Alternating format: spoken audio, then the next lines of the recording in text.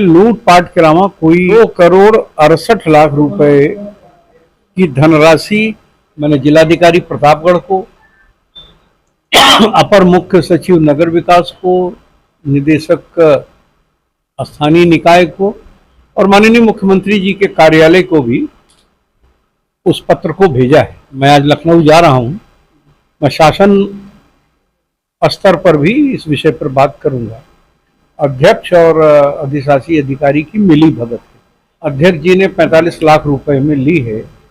45 लाख रुपए की रजिस्ट्री कराई। उसके पहले 15 लाख रुपए की जमीन हमारे पूरा के लोगों ने, शारदा सिंह और उनके परिवार, देखिए वो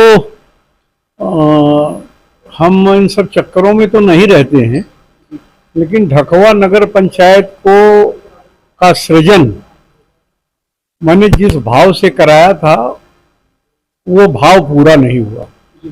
भाव था ढकवा के विकास का, ढकवा सुंदर हो, रामगंज की और पट्टी की तरह ढकवा भी जो नेशनल हाईवे पर स्थित है, लोग उसके विकास को देखकर तारीफ करें। लेकिन बहुत ही दुखद है, आज से नहीं जब से वो बनी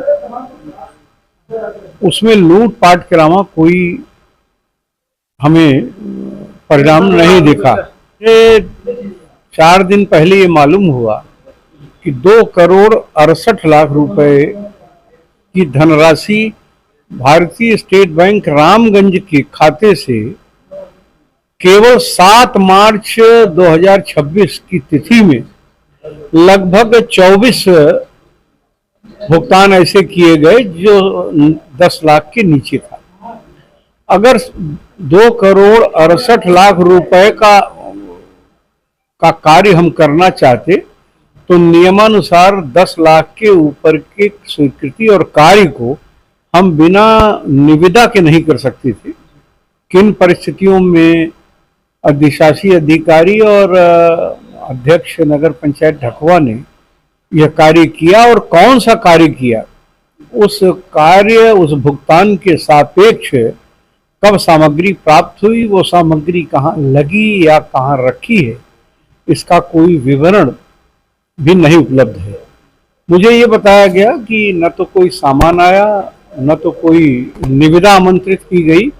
10 लाख के नीचे बिना निविदा के कोई कार्य अगर अध्यक्ष और अधिशासी अधिकारी की मिली भगत हो तो कर सकते हैं, लेकिन एक काम नहीं है। वो 27 कार्यों के भुगतान का विवरण है और ट्रांजैक्शन है जो वित्तीय नियमों का विचलन है और गंभीर आर्थिक भ्रष्टाचार है।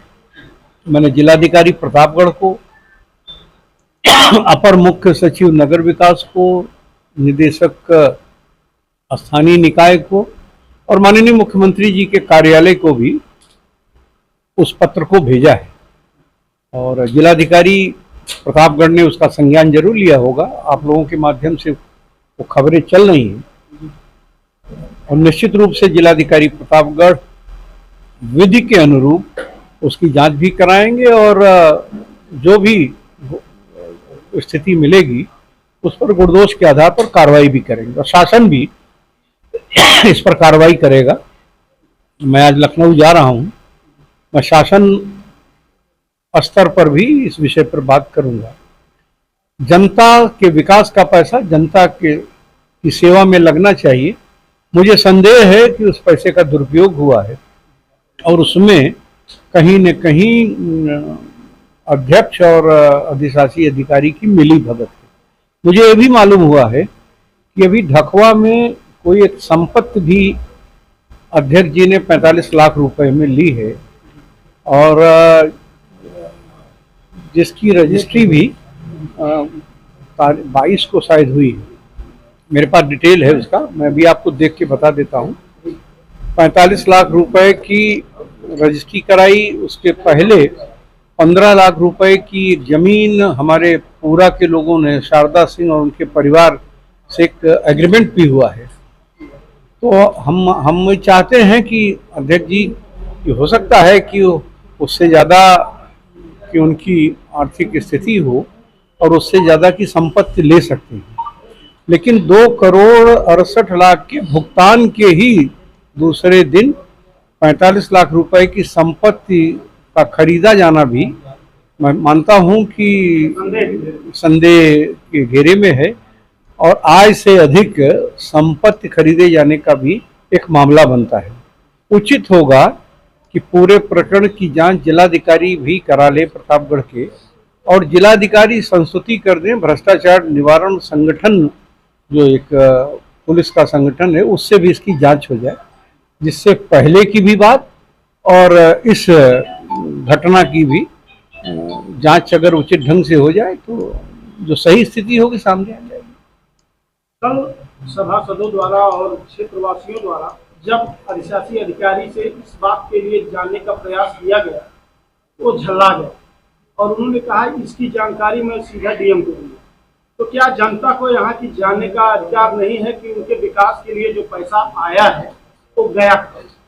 हो सकता है कि जो वातावरण का सामान्य ताप बहुत अधिक है, तो आदमी कभी कभी कुछ परेशानी में रहता है तो झल्लाता है, तो हो सकता है कि उसके कारण कहीं कोई उनको झुझलाहट रही हो।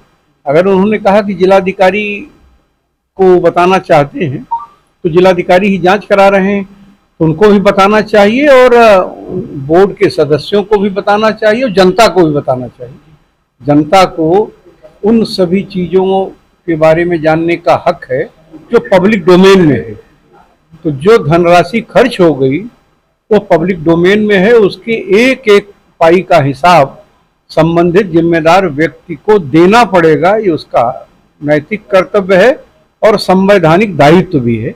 अगर उन्होंने इससे इनकार किया तो उचित बात नहीं थी, और आपके माध्यम से जो बात हो रही है, मैं चाहूँगा कि जिलाधिकारी प्रतापगढ़ अगर इसे देखेंगे या देख रहे होंगे, इसका संज्ञान लेंगे और विधि के अनुरूप कार्रवाई करेंगे। मंत्री जी, काम होता, टेंडर होता है, फिर काम होता है, तब एस्टीमेट बनता, तब पैसा उसका खारिज होता है। लेकिन यहाँ 2 बार ऐसी घटनाएं हुई कि पैसा पहले खारिज हुआ और जब अखबारों या मीडिया में बात आई तो रातों रात कुछ सामान खरीद के यहाँ रखा गया। मैंने कहा कि ये स्पष्ट आर्थिक भ्रष्टाचार का मामला है और इसमें दोषी चाहे जिस श्रेणी का हो उसे बचना नहीं चाहिए। मैं चाहता हूं कि हमारी सरकार भी इस पर कार्रवाई करेगी और जिलाधिकारी जी इस पर कार्रवाई कराने के लिए सक्षम स्तर को अपनी आख्या भी भेजेंगे। लगभग मंत्री जी 1.5 साल पहले धारा 48 के तहत एक कार्रवाई चल रही है शासन में अध्यक्ष जांच की, जिस पर डीएम से आख्या मांगी गई थी, रिपोर्ट लगाकर 1 हफ्ते में दे, जो कि इन्होंने। अब इसकी कोई मुझे निजी जानकारी नहीं है, लेकिन अगर किसी के प्रति किसी के खिलाफ भ्रष्टाचार की कोई शिकायत है और फरवरी 25 से वह जिले से आख्या मांगी जा रही है, यह दायित्व तो था। जिलाधिकारी के पास काम बहुत होता है, प्रभारी अधिकारी स्थानीय निकाय जो भी हों, कोई डिप्टी कलेक्टर हों या अपर जिलाधिकारी हों, उन्हें 14-15 महीना व्यतीत होने के बाद भी और उस अवधि में उसकी एक आख्या, सुस्पष्ट आख्या उन्हें प्रस्तुत करनी चाहिए थी जिलाधिकारी को, जिससे जिलाधिकारी जी उसे शासन को भेजते। अगर वो नहीं भेजी गई तो निश्चित रूप से जो दोषी हैं उनका दायित्व निर्धारित हो, क्योंकि ये भ्रष्टाचार में लिप्त व्यक्ति की वर्षों वर्षों तक अगर मदद हो रही है हमारी शिथिलता से, तो एक गंभीर बात है और जो भी दोषी है वो दंड के पात्र है।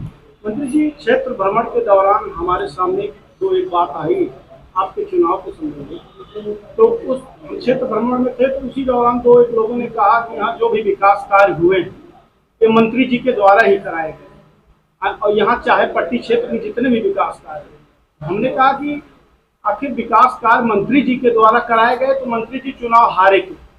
यदि सारे विकास कार्य मंत्री जी के द्वारा कराए गए हैं तो उनका चुनाव हारने का कारण क्या है? कोई गलती हमसे ऐसी हो गई रही होगी कि क्षणिक क्रोध नहीं, वो जो बताया गया कि जो गांव की राजनीति है उसमें हस्तक्षेप बहुत ज्यादा रहता है मंत्री, तो इसी कारण वो चुनाव। बड़ा गूढ़ प्रश्न है। हमारा दायित्व सबके कल्याण का है। हमारे अधिकारी जो शासन के तंत्र हैं उनका दायित्व न्याय करने का है। और आप जैसे मित्र हमसे मिलते रहते हैं, जब आपस में झगड़ा करते हैं तो मैं तो कोशिश करता हूँ, कहता हूँ कि भाई निजी मामला आपस में तय कीजिए। कभी कभी सार्वजनिक जीवन में रहने वाले व्यक्ति के ऊपर कुछ ऐसे महानुभावों का एहसान रहता है कि जिन्हें इनकार करने में बड़ी कठिनाई होती है। तो ये मैं मानता हूं कि उनकी मदद में जब हमें हिस्सा लेना पड़ता है न चाहते हुए, तो दूसरा पक्ष प्रभावित होता है और वो कहने लगता है कि साहब वो तो मंत्री जी ने फला की मदद कर दी इसलिए हमारा नुकसान हो गया। लेकिन कोई प्रमाण किसी के पास ये नहीं मिल सकता कि किसी के घरेलू मामले में कभी हमने किसी की मदद की हो, नंबर एक। नंबर दो, जो कुछ लोग विपक्ष के हैं जिन्हें विकास में विश्वास नहीं है, क्योंकि और कोई विषय नहीं है, भ्रष्टाचार का नहीं, विकास का नहीं, कुछ लोग कहते हैं कि साहब मुकदमे में फंसा देते हैं। अब मुकदमे में किसको फंसा दिया मुझे कोई जानकारी नहीं। ये पुलिस के अफसर बैठे हैं, इनसे कोई बेअदबी करेगा तो मुकदमा लिखा जाएगा। आप धरना प्रदर्शन करेंगे, हाई कोर्ट का आदेश है, ये वीडियोग्राफी करेंगे, मुकदमा लिख देंगे। दो पक्ष लड़ेंगे, चोट लगेगी, मेडिकल होगा, कॉग्निजेबल ऑफेंस होगा, तो थाना इसीलिए खुला है, वो मुकदमा लिखेगा। तो मुकदमा लिखने में जैसे जो भी उदाहरण है, जैसे यहाँ आसपुर देवसरा विकासखंड का चुनाव था, उसमें पत्थर चला, हमारे पुलिस बल के ऊपर चला। प्रभारी निरीक्षक नरेंद्र सिंह जी थे और सौभाग्य से वो भी पिछड़ी जात में पैदा हुए थे, पटेल बिरादरी के थे। हमारे उस समय के एसडीएम डीपी सिंह जी थे, वो भी सौभाग्य से हमारे पटेल बिरादरी के थे। हमारे कोतवाल साहब और पुलिस बल जो वहाँ ड्यूटी पे तैनात थे, उनके ऊपर जब पत्थरबाजी हुई तो उसमें पुलिस ने मुकदमा लिखाया। तो पुलिस ने मुकदमा लिखाया तो कि कैसे कह सकते हैं मंत्री जी ने लिखा दिया। आप कानून हाथ में लेंगे तो मुकदमा लिखा जाएगा। इसके अलावा जो लोग कहते हैं वो राजनीतिक कारणों से कहते हैं, वो अपने दामन को पहले देखना चाहिए उनको, उनके सफ़ेद कुर्ते पर कितने काले दाग हैं। अगर कुर्ता पहनते हैं तो, अगर जीन्स वून्स पहनते हो तो शायद हम नहीं बता पाएंगे। तो मेरा इस आरोप का मैं खंडन भी करता हूं और मैं इसमें विश्वास नहीं करता। पट्टी का अंतिम व्यक्ति मेरा विश्वास है और पट्टी ने हमें सब कुछ दिया। मैं तो जमीन से राजनीति शुरू की और उत्तर प्रदेश सरकार का कैबिनेट मंत्री बना, और आज भी पट्टी में इस गर्मी में जहां मैं प्रतापगढ़ से चला और ढकवा तक कहीं कोई जानवर नहीं मिला, और जहां जहां गया वहां मानव श्रृंखला थी, मानव सम्मान था, मानव की कृपा थी। आपके सामने भी इस गर्मी में न तो गले को सींचने की सामग्री की कमी है, करने के सामान की कमी है, न तो इंसानी आशीर्वाद की मौजूदगी की कमी है। ये आपके सामने है। तो मेरा किसी पर कोई आरोप नहीं है, कौन काम कर रहा है, कौन नहीं कर रहा है, कौन खराब है। जनता ने जिसे चुना वो काम करे, जनता ने जिसे ठुकराया वो प्रयास करे। लास्ट प्रश्न, जब आप बोलते हैं तो यहाँ की जनता बड़ी उम्मीद से आती है। बगल में एक नगर गांव है जहाँ पर अभी कुछ दिन पहले दर्जनों लोगों को आवारा पशु ने घायल कर दिया, उसकी स्थिति बहुत खराब हो गई। लोग शिकायत भी किए नगर पंचायत में, लेकिन कोई सुनवाई नहीं हुई। आपसे बड़ी उम्मीद यहाँ की जनता रखती है, कृपया इस पर आप मुझे आप ही के माध्यम से मुझे जानकारी हुई। अगर नगर पंचायत ने इस पर कोई कार्रवाई नहीं की तो दुखद है, और उसकी जितनी निंदा की जाए वो कम है। मैं इस पर कार्रवाई करूंगा, इसका विवरण हमें मिल जाए, जो वहाँ के माननीय सभासद होंगे उनसे आप लेके हमें दे दें। मैं कलेक्टर को भी, एसडीएम को भी, और अभी आपसे जैसे खाली होता हूँ मैं एसडीएम पट्टी को भी मैं कहता हूँ कि उसको दिखवा लें। अखबार में छपा था, हम आपको पट्टी हमें भेज दिए, मैं कार्रवाई कराऊँ। ढकवा चौराहे पे वाहनों से आने जाने वाली जो महिलाएं हैं, वॉशरूम के लिए बड़ी समस्या रोडवेज से जो आती है, और नगर पंचायत कार्यालय में कल हम गए थे जब गोदाम का निरीक्षण कर रहे थे, तो निरीक्षण के दौरान हमने देखा है पुरुष महिला के जो रेडीमेड शौचालय वहाँ बनाए हैं, जो जंग खा रहे हैं, रखे गए हैं, जो आज सालों से रखे हैं, जंग लगा है उसमें, हमने देखा। तो नहीं बनवा पा रहे हैं, तो कम से कम ये तो नगर पंचायत को करना चाहिए कि क्रियाशील हो जाए। हाँ, ठीक विषय, आपका विषय ठीक है। और नारी सम्मान से जुड़ी ये शिकायत है, और इसमें इसकी व्यवस्था अगर नहीं है तो ये भी खेदजनक है। मैं इसके लिए भी लिखूंगा भी और